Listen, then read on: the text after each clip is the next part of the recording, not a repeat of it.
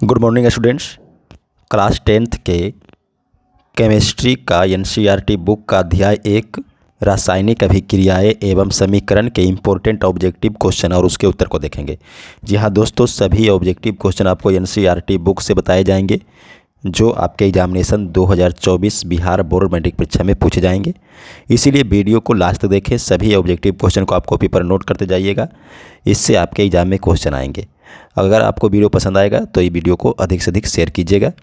चलिए दोस्तों शुरू करते हैं। आज का क्वेश्चन पहला देखते हैं, निम्नलिखित में से कौन सी भौतिक परिवर्तन नहीं है। पहला क्वेश्चन क्या दिया हुआ है, निम्नलिखित में से कौन सा एक भौतिक परिवर्तन नहीं है। पहला ये है जल के क्वथन पर जलवाष्प का बनना, ये भौतिक परिवर्तन में आएगा।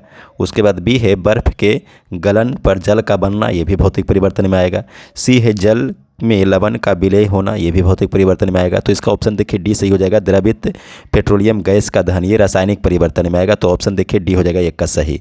दूसरा क्वेश्चन देखते हैं, निम्नलिखित अभिक्रिया एक उदाहरण है। देखिए नीचे में एक अभिक्रिया दिया हुआ है 4NH3 ब्रैकेट में जी जो लिखा हुआ वो गैस के लिए है, फिर 5O2 गैस होगा यहाँ पे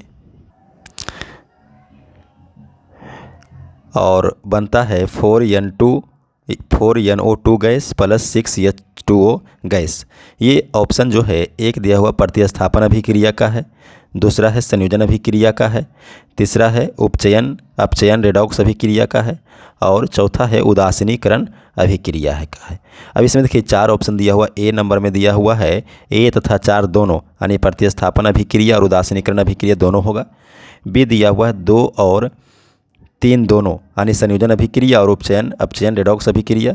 सी है 1 और 3 दोनों यानी प्रतिस्थापन अभिक्रिया और उपचयन अपचयन रेडॉक्स अभिक्रिया। और डी में है 3 और 4 दोनों। तो सही आंसर हो जाएगा इसका देखिए सी। ठीक है, सही आंसर क्या हो जाएगा सी। 4NH3 गैस जो है यहाँ से देखिए प्रतिस्थापन अभिक्रिया भी है और फिर उपचयन अपचयन यानी रेडॉक्स अभिक्रिया भी है।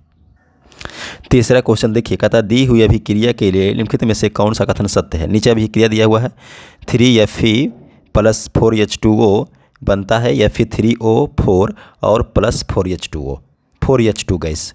अब देखिए ये एक नंबर में है आयरन धातु ऑक्सीकृत हो रही है, बी में है जल अपचयित हो रहा है, सी है जल अपचायक के रूप में कार्य कर रहा है और 4 है जल ऑक्सीकारक के रूप में कार्य कर रहा है। अब देखिए इसका ऑप्शन 1 दिया हुआ है 1, 2 और 3, बी है 3 और 4, सी है 1, 2 और 4 और डी है 2 और 4। तो सही आंसर हो जाएगा इसका ऑप्शन सी, यानी ये 1 भी सही होगा, 2 भी सही होगा और 4 भी सही होगा। आयरन धातु के रूप में ऑक्सीकृत हो रहा है, उसके बाद क्या है जल भी अपचयित हो रहा है और जल ऑक्सीकारक के रूप में कार्य कर रहा है।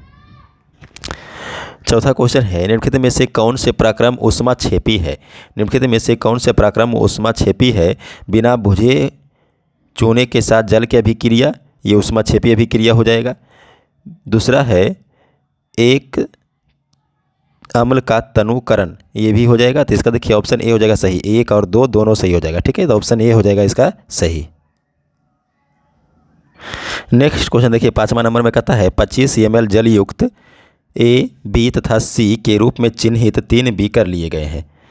ए, बी तथा सी बीकरों में कुछ मात्रा में क्रमशः NaOH निर्जल CuSO4 तथा NaCl मिलाया गया है। यह परीक्षित किया गया कि बीकर ए तथा बी के विलयनों के ताप में वृद्धि हुई जबकि बीकर सी के विलयन के ताप में कमी हुई। निम्नलिखित में से कौन सा कथन सत्य है। अब देखिए ए बी के ताप में वृद्धि हुई है, ताप में वृद्धि हुआ है, इसका मतलब वो ऊष्माक्षेपी अभिक्रिया है, यानी बीकर ए बी में ऊष्माक्षेपी संपन्न हुआ है और बीकर सी में ऊष्मा शोषी प्रक्रम हुआ क्योंकि ताप में कमी हुआ है। तो इसका सही आंसर देखिए हो जाएगा 1 और 4 यानी ऑप्शन सी हो जाएगा सही 5 का। छठा क्वेश्चन है, अम्लीय परमैंगनेट विलयन युक्त एक बीकर में फेरस सल्फेट का तनु विलयन धीरे धीरे मिलाया गया। हल्के जामुनी रंग का विलयन क्षीण होता है तथा अंततः रंग विलुप्त हो जाता है। निम्नलिखित में से कौन सी व्याख्या उपरोक्त परीक्षण के लिए सही है। यानी अम्लीय परमैंगनेट युक्त एक बीकर में कॉपर सल्फेट का तनु विलयन अगर मिलाते हैं तो जो परमैंगनेट का हल्का जामुनी रंग है वो धीरे धीरे गायब हो जाता है। तो ये कौन सा व्याख्या सही होगा, इसके लिए बताना है। ऑप्शन ए है KMnO4 यानी कि पोटेशियम परमैंगनेट एक ऑक्सीकारक है तथा फेरस सल्फेट को ऑक्सीकृत करता है। बी में है FeSO4 ऑक्सीकारक है तथा KMnO4 को ऑक्सीकृत कर देता है। सी में है तनुता के कारण रंग विलुप्त हो जाता है, कोई अभिक्रिया नहीं होती। डी में है KMnO4 एक अस्थायी यौगिक है तथा FeSO4 की उपस्थिति में यह रंगहीन यौगिक में अपघटित हो जाता है। तो सही आंसर हो जाएगा इसका ऑप्शन ए, KMnO4 यानी पोटेशियम परमैंगनेट ऑक्सीकारक है और यह FeSO4 फेरस सल्फेट को ऑक्सीकृत कर देता है। नेक्स्ट क्वेश्चन देखिए 7 नंबर में कहता है निम्नलिखित में से कौन सी द्विविस्थापन अभिक्रिया है या अभिक्रियाएं हैं। एक में दिया हुआ Pb + CuCl2 बनता है PbCl2 और Cu। तो यहाँ से देखिए ये Cl2 जो है Pb के साथ जुड़ गया है, संयोग हो गया है, यानी ये एकल विस्थापन अभिक्रिया है। दूसरा है Na2SO4 + BaCl2 बनता है BaSO4 2 NaCl। देखिए यहाँ से जो SO4 है ये Ba के साथ आया है और Cl जो है Na2 के साथ गया, यानी कि ये द्विविस्थापन अभिक्रिया होगा। तो 2 नंबर द्विविस्थापन अभिक्रिया हो गया। उसके बाद C + O2 देखिए बनता है CO2, तो ये तो हो गया योगशील अभिक्रिया। चौथा देखिए CH4 + 2O2 बनता है CO2 और H2O। तो ये देखिए यहाँ से चौथा नंबर भी हो जाएगा द्विविस्थापन अभिक्रिया, यानी कि 2 और 4 जो है इसका सही आंसर हो जाएगा। ऑप्शन में देखिए एक में दिया हुआ 1 4, बी में है केवल 2, सी में है 1 तथा 2 और डी में है 3 तथा 4। तो देखिए इसमें ऑप्शन जो है गलत दिया हुआ है, ऑप्शन जो है इसका होगा 2 और 4 होगा। ठीक है, तो ये दोनों ऑप्शन जो है आपका द्विविस्थापन अभिक्रिया में आएगा। क्वेश्चन नंबर 8 में देखिए कहता है सूर्य के प्रकाश की उपस्थिति में सिल्वर क्लोराइड का उद्भासन पर वह स्लेटी क्यों हो जाता है। ऑप्शन 1 दिया हुआ है सिल्वर क्लोराइड के अपघटन से सिल्वर बनने पर। ऑप्शन 2 है सिल्वर क्लोराइड के उद्भासन से। ऑप्शन 3 है सिल्वर क्लोराइड के क्लोरीन गैस में विघटन से। ऑप्शन 4 है सिल्वर क्लोराइड के ऑक्सीकरण से। तो सही आंसर हो जाएगा ऑप्शन 1, यानी ऑप्शन ए हो जाएगा सही, केवल 1। तो ये ऑप्शन सी हो जाएगा 8 का। क्वेश्चन नंबर 9 देखिए ठोस कैल्शियम ऑक्साइड जल के साथ तीव्रता से अभिक्रिया कर कैल्शियम हाइड्रोक्साइड बनाता है, साथ में ऊष्मा उत्पन्न होती है। इस प्रक्रिया को चूने का बुझना कहते हैं। कैल्शियम हाइड्रोक्साइड जल में घुलकर इसका विलयन बनाता है जिसे चूने का पानी कहते हैं। निम्नलिखित में से कौन सा कथन चूने के बुझाने तथा इसके विलयन के लिए सत्य है। ऑप्शन ए यह एक ऊष्मा शोषी अभिक्रिया है। दूसरा यह एक ऊष्मा क्षेपी अभिक्रिया है।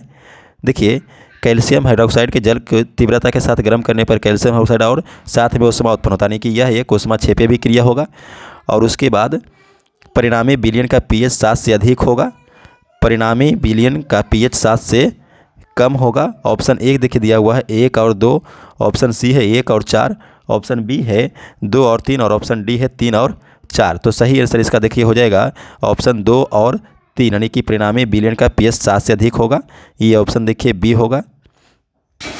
10वां नंबर क्वेश्चन है देखिए बेरियम क्लोराइड अमोनियम सल्फेट के साथ अभिक्रिया कर बेरियम सल्फेट और अमोनियम क्लोराइड देता है। निम्नलिखित में से कौन सा अभिक्रिया के प्रकार को सही प्रदर्शित करता है। ऑप्शन ए है विस्थापन अभिक्रिया, बी है अवक्षेपण अभिक्रिया, सी है संयोजन अभिक्रिया और डी है द्विविस्थापन अभिक्रिया। तो इसका देखिए सही आंसर जो हो जाएगा अवक्षेपण अभिक्रिया भी हो जाएगा और द्विविस्थापन अभिक्रिया भी हो जाएगा, यानी 2 और 4 दोनों सही हो जाएगा दोस्तों। तो डी हो जाएगा सही। क्वेश्चन नंबर 11 में देखिए जल का विद्युत अपघटन एक अपघटन अभिक्रिया है।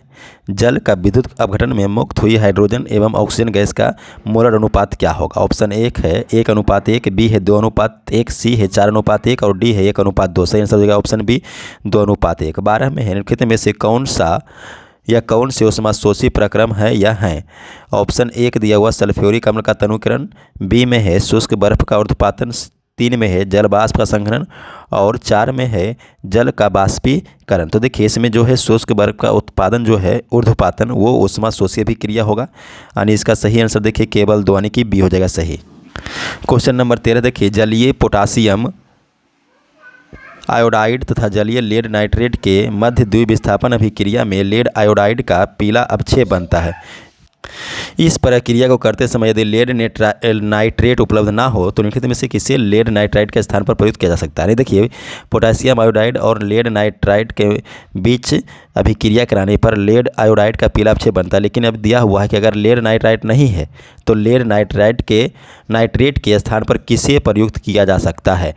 तो ऑप्शन देखिए इसका ये दिया हुआ लेड सल्फेट, और बी दिया हुआ लेड एसीटेट, सी दिया हुआ अमोनियम नाइट्रेट, और डी दिया हुआ पोटेशियम सल्फेट। तो सही आंसर इसका देखिए हो जाएगा option B lead acetate. Question number 14 देखिए, तेल के नमूने को लंबे समय तक ताज़ा बनाए रखने के लिए निम्नलिखित में से कौन सी गैस प्रयुक्त की जाती है। तेल के नमूने को लंबे समय तक ताज़ा बनाए रखने के लिए निम्नलिखित में से कौन सी गैस प्रयुक्त की जाती है। ऑप्शन ए है कार्बन डाइऑक्साइड तथा ऑक्सीजन, बी है नाइट्रोजन अथवा ऑक्सीजन, सी है कार्बन डाइऑक्साइड अथवा हीलियम, और डी है हीलियम तथा नाइट्रोजन। तो इसका सही आंसर हो जाएगा ऑप्शन डी हीलियम अथवा नाइट्रोजन।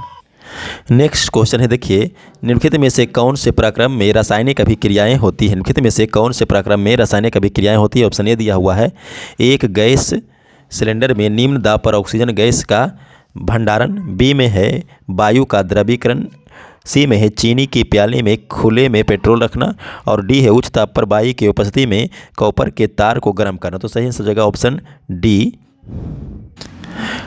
17 नंबर क्वेश्चन में देखिए, निम्नलिखित में से कौन सी रासायनिक अभिक्रिया ताप कारकों एवं क्रियाफलों की अवस्था को सही संकेत चिन्ह द्वारा प्रदर्शित किया गया है। ऑप्शन ए देखिए दिया हुआ 2H2 और ब्रैकेट में यल यानी लिक्विड प्लस O2 लिक्विड बनता है 2H2O गैस। देखिए H2O गैस के लिए हो सकता है, लेकिन ये H2 लिक्विड नहीं है, O2 लिक्विड नहीं, तो ये हो जाएगा गलत। फिर दिया हुआ 2H2 गैस यानी हाइड्रोजन गैस सही है, फिर O2 ऑक्सीजन गैस होना चाहिए था, ये लिक्विड दिया हुआ ये भी गलत है। उसके बाद सी देखिए 2H2 गैस ये सही है, O2 गैस भी सही है, और H2O लिक्विड सही है। तो इसका देखिए सही आंसर जो हो जाएगा ऑप्शन सी हो जाएगा सही। ऑप्शन सी हो जाएगा सही इसका